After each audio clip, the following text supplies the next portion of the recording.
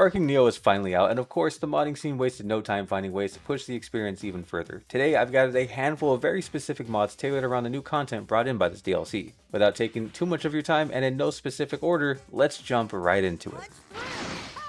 First up, we have the Neo Extra Costumes Pack by Toast VRC. This collection packs in 57 distinct outfits for several of the brand new characters, filling in the exact gaps the official DLC left behind. Grandpa Gohan finally gets his Fox mask as a standalone accessory, which was easily one of my biggest wishes for this release. Tien gets his iconic purple pants back, Goku receives his World Tournament gear alongside his wedding suit, Demon King Piccolo comes equipped with his aged look complete with a cape, and Z Trunks makes an appearance, and Bardock gets his modern Dragon Ball Super attire with the full access to Super Saiyan transformation. King Vegeta gets his classic look, Ma Jr. got some extra costumes that he wore during the World Tournament, and Kid Oob gets his custom Goku gi that he wore during the Neko Majin manga. Now there are a lot more costumes packed in here, but my personal favorite is the GT Vegeta skin with his legendary mustache coming back. Vegeta Fernandez lives on. The pack is currently in early access on Patreon until August 15th, after which it'll be releasing completely for free over on Game Banana. Next up, we have the Chi-Chi Additional Outfits mod by DiosFan1232. Now, Diosfan is no stranger to the channel. They made some incredible costumes, and in a game where you can truly never have enough outfits, this is another instant download. This pack gives Chi-Chi virtually every single design she wore throughout her adult life. Quite literally no stone was left unturned here. Following up on that one, Diosfan also dropped an additional outfit pack for Kid Goku. Goku has always had a solid closet of outfits across the franchise, and this mod fills in the remaining outfits left out by the devs by bringing in what looks like to be every single outfit he wore in the original Dragon Ball, including his Path to Power design, as well as even the fake Goku he fought while training at Kami's Lookout.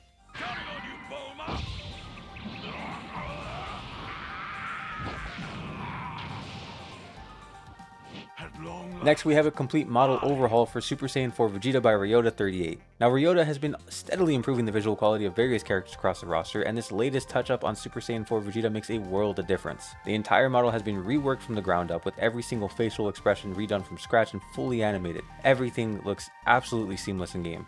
Next up, we have the Custom Condition Capsules mod by MetaC. This mod adds 2 brand new capsules that let you take full control over how your character looks in combat. The first is Prevent Battle Damage, which stops any costume tearing or body marks from appearing, keeping your character's outfit pristine throughout the entire match. The second is Battle Worn, which forces your fighter into the battle already showing heavy scratches and dirt marks right from the get-go. Next one up is the classic King Cold outfit mod by Mustaklo, who is actually going to be featured heavily on today's video. Most of these next few characters are all his creations. Now, this mod specifically brings back King Cold's original design as a standalone extra slot for the character. Now, first from Mustaklo's character pile is the Peel-Off Machine, giving us the very first major antagonist in Dragon Ball franchise and the one imp we can never truly get rid of. The Peel-Off Machine was actually playable in the Japanese and European Wii versions of Tenkaichi 2 and playable for everyone back in Tenkaichi 3, so it was a bit surprising not seeing him in the official DLC, but this mod brings him right back into the action. Next up is Hyper Metal Rildo, the machine mutant rebuilt by Dr. Mew, who serves as the general and commander of Planet M2. But Sparking Neo expanding on GT content, dropping in a major threat from the Black Star Dragon Ball saga fits into the roster seamlessly. Finally, we have Hachiyak, the terrifying construct created by the Tuffle scientist Dr. Lecce to wipe out the surviving Saiyans. As the main antagonist and final boss of Plan to Eradicate the Saiyans, his first console playable debut was back in Raging Blast 2. Now he makes his return in Sparking Zero with an extremely impressive character model. Speaking of Raging Blast 2, Toast VRC again keeps us going with a full character edition for Vegeta's younger brother Tarble. This mod brings Tarble into the game with 4 distinct costumes, covering both his manga and anime hair. He features full Japanese and English voice acting, custom skills, custom blasts, a unique ultimate, and his own tailored intro and outro animations. Having him back on the roster feels very long overdue.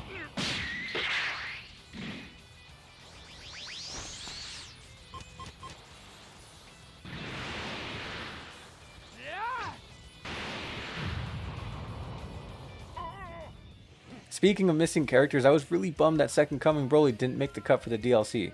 I mentioned it in almost every video covering the update, but Deads fixes that completely with this mod. Now, Deads has been recoloring the entire cast of characters to make them more accurate, and this one brings an accurate color palette for Movie 8 Broly as a replacer while also adding his iconic Second Coming design as a standalone playable costume slot. Both using the colors from Dragon Ball Cetamite, so you know they look insanely good. See, Bandai, was it really that hard? I'm gonna end up taking this grudge to my grave. On the topic of Broly, we have Bio Broly by Silverstream234. I've been wanting this guy in the game, you've been wanting this guy in the game, and now this mod finally brings the guy into the game. Now we have a massive batch of stage mods to expand the map selection even further. First up is GT Open Fields by 7, recreating the arena from the showdown between Super 17 and Goku, an addition that feels especially fitting now that Super 17 is officially in the game. I'm not sure if this map was ported from Xenoverse 2 or if this was all hand created, but either way, it looks amazing. These next few maps are all created by Mustaqbal, who's been bringing back some of the most requested arenas in the franchise history. First, we have Janemba's Hell, the jelly bean encrusted version of Hell altered by Janemba's influence, an iconic venue that feels like a major omission from the base game. We have the Nameless Planet, the desolate arena built specifically for the Universe 6 vs Universe 7 tournament. Mount Paozu, Goku's home turf, returning straight from Tenkaichi 3. The Otherworld Tournament Arena, PyCon's inclusion was a huge win for fans, and now you can recreate his famous clash with Goku in its original venue. The Classic World Tournament Stage, the original Dragon Ball era tournament grounds perfectly complementing the expanded roster of classic characters.